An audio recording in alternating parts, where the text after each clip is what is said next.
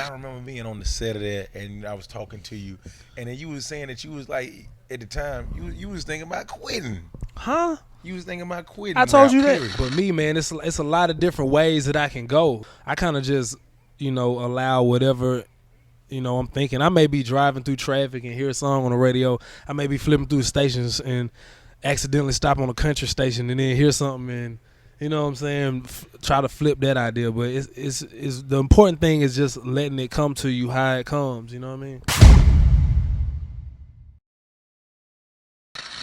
Yeah. So what keeps you inspired though, man? What? Because some people saying hip hop boring in a motherfucker right now. Man, you know what I'm saying? Sometimes I go to Onyx for some inspiration. Right. I go to DOA for As some you should. inspiration. And quite inspired I become. Word. Yo, what's up, y'all? This is B.o.B, Bobby Ray, Bands. And right now you checking out Thisis50.com. Stay tuned. Goodbye. We'll be gone for a while. All right.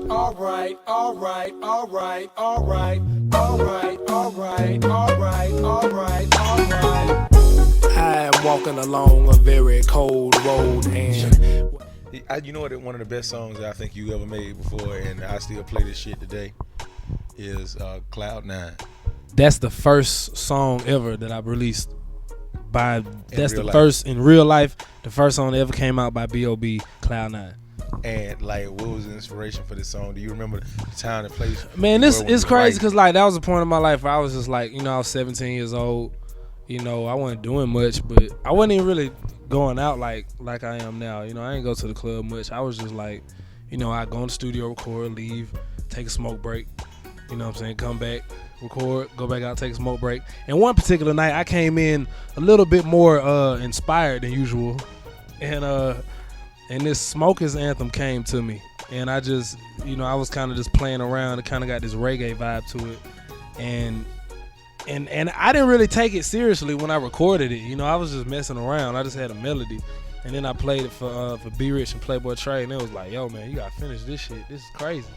So it went on to being the song that I pushed, as opposed to another record I had called. It was like, that's that bullshit. It was on some ratchet shit.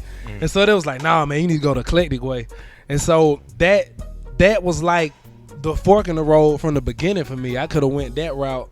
Of course, I eventually went on to do Haters Everywhere, but just from the jump, introducing myself to people as a different type of artist, I think that's what, started my career the way that it did. Yeah, so like, what would you say is the biggest accomplishment inside your career just today? Man, I really think putting my first album out, that'll always forever be, something that I look at as just an unforgettable accomplishment, because I put out like about 8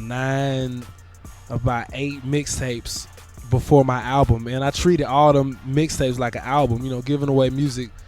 If another artist had them songs, definitely wouldn't have just gave them away like that. I was just giving them away because I couldn't put out an album. I couldn't, nobody could really figure out how can we present B.o.B to the world. And so, once Nothing on You and Airplanes hit the scene, I was able to put out my first album and show people what I could do. So that will forever be, the staple.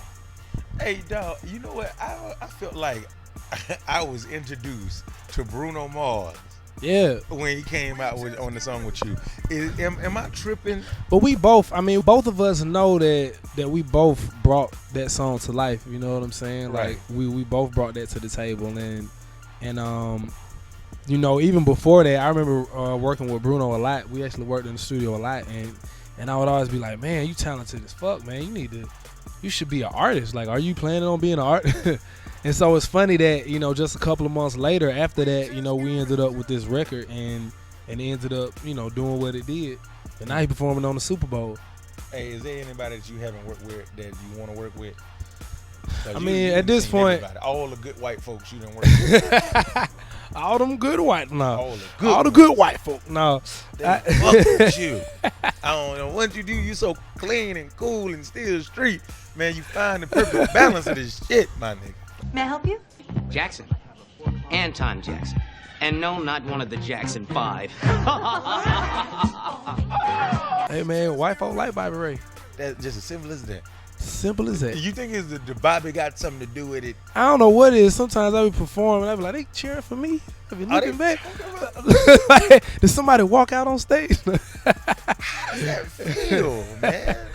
Man, it's crazy, man. I be in Australia, like somewhere, and like be performing, and Kangaroos be cheering for girls be climbing up on the poles, dancing on the pole. I'm like, what's getting into these white people down here? Wow.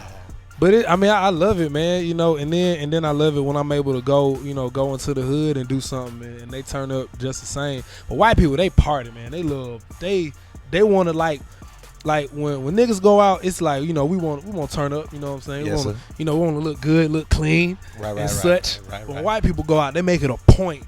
We're gonna party as hard as we humanly can. Tonight, we're getting fucked up. Exactly. So it's a whole different experience, man. But it's all good, man. It's all dope. Word. Yeah. So with that being said, dog, what is the craziest thing a group ever did to try to get your attention? Come on, Bobby. Don't hold back from me. Oh, man. Don't hold back from me. I mean, it's just Fucking lie to me,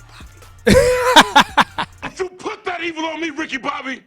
I don't know, man. Like it's a lot of crazy things, man. From girls, hiding in places, trying to sneak on the bus and pop out like hi, and you know what I'm saying, throwing things on stage, and man, it depends on the pandemonium, man. Wherever the pandemonium meter is, that determines, just how far a female fan may go.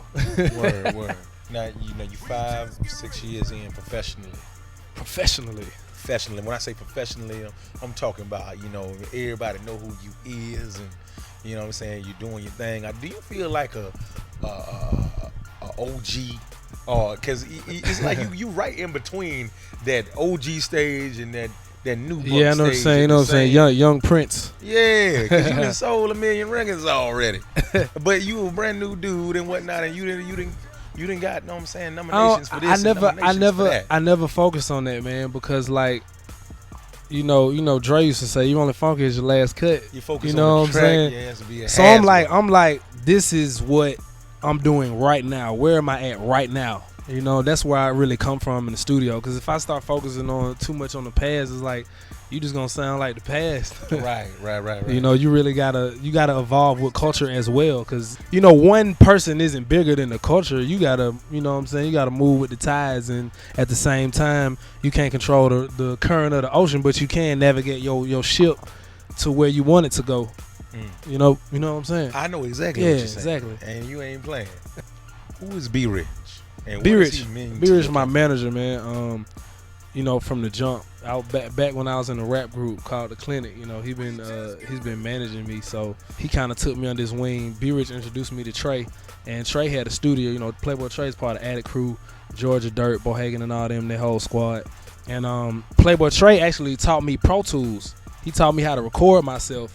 Like he really took me and trusted me in his studio. You know what I'm saying, in his house when I was like 15.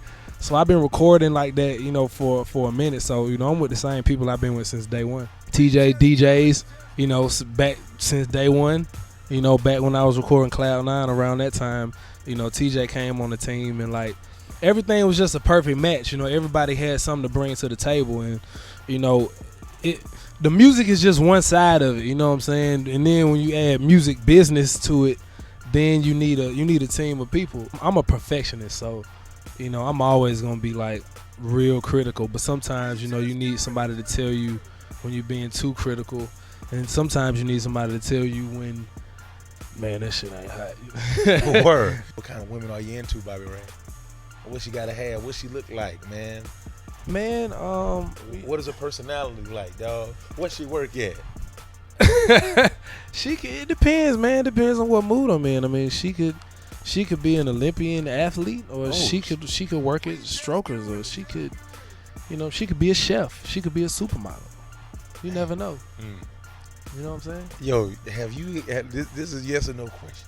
You ain't got to say no names, man.